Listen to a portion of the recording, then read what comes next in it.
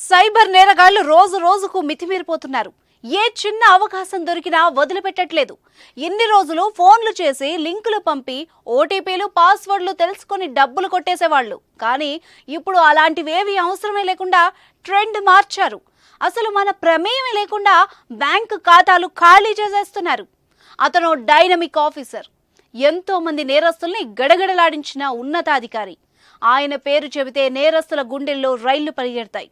అలాంటి వ్యక్తిని కూడా వదలలేదు కేటుగాళ్లు. గజం కేవలం 15,500 రూపాయలతో 150 గజాల భూమి కేవలం 23 లక్షలు మాత్రమే. తాజాగా సీనియర్ ఐపీఎస్ అధికారి సివి ఆనంద్ పేరుతో మోసాలకు తెరతీశారు. ఆయన పేరుతో సోషల్ మీడియాలో ఫేక్ అకౌంట్ క్రియేట్ చేసి డబ్బులు వసూళ్లకు పాల్పడ్డారు. ఆయన పేరు చెప్పి డబ్బులు వసూలు చేయడమే కాకుండా అనుచిత మెసేజ్లు పంపిస్తున్నారు. ఉన్నత స్థాయిలో ఉన్న పోలీసు అధికారి గురించి ప్రజల్ని తప్పుదోవ పట్టిస్తున్నారు. సివి ఆనంద్ పేరుతో ఉన్న అకౌంట్ నిజమని నమ్మిన కొందరు సైబర్ నేరగాళ్లకు డబ్బులు పంపుతున్నారు. మరికొందరు ఆ అకౌంట్ నుంచి మెసేజ్లను చూసి షాక్ అవుతున్నారు. కొందరైతే సివి ఆనంద్ లాంటి వ్యక్తి ఇలాంటి మెసేజ్లు పంపడం ఏంటని ఆశ్చర్యపోతున్నారు. అలా సమాజంలో ఉన్నత స్థానంలో ఉన్న సివి ఆనంద్ పేరు చెడగొట్టేలా సైబర్ కేటుగాళ్లు ఆయన పేరుతో నకిలీ సోషల్ మీడియా అకౌంట్ క్రియేట్ చేశారు. దీన్ని గుర్తించిన హైదరాబాద్ సైబర్ క్రైమ్ పోలీసులు కేసు నమోదు చేశారు. ఐపీ అడ్రస్ల ద్వారా నిందితుల్ని గుర్తించే పనిలో నిమగ్నమయ్యారు.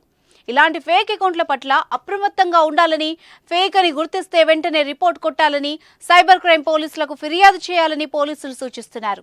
నమ్మి అకౌంట్లు ఖాళీ చేసుకోవద్దని హెచ్చరిస్తున్నారు. కాగా ఇటీవల BRS MLC Kalvakuntla Kavitha social media అకౌంట్లను కూడా హ్యాకర్లు హ్యాక్ చేశారు. ఈ ఘటనలపై కేసులు నమోదు చేసుకున్న పోలీసులు ఐపీ అడ్రస్ల ఆధారంగా నిందితుల్ని గుర్తించే పనిలో నిమగ్నమయ్యారు. రాష్ట్ర వ్యాప్తంగా సైబర్ నేరగాళ్లు రోజు రోజుకు మితిమీరిపోతున్నారు. వాట్సాప్, ఫేస్బుక్, ఇన్స్టాగ్రామ్ లాంటి సోషల్ మీడియా ప్లాట్ఫామ్లపై ఫేక్ అకౌంట్లు క్రియేట్ చేసి క్యూఆర్ కోడ్లు, లింకులు, ఏపీకే ఫైల్స్ ని పంపిస్తూ జనం నుంచి డబ్బును దోచేస్తున్నారు. ఈ నేపథ్యంలో ప్రజలు జాగ్రత్తగా ఉండాలని సైబర్ క్రైమ్ పోలీసులు హెచ్చరికలు కూడా జారీ చేస్తున్నారు.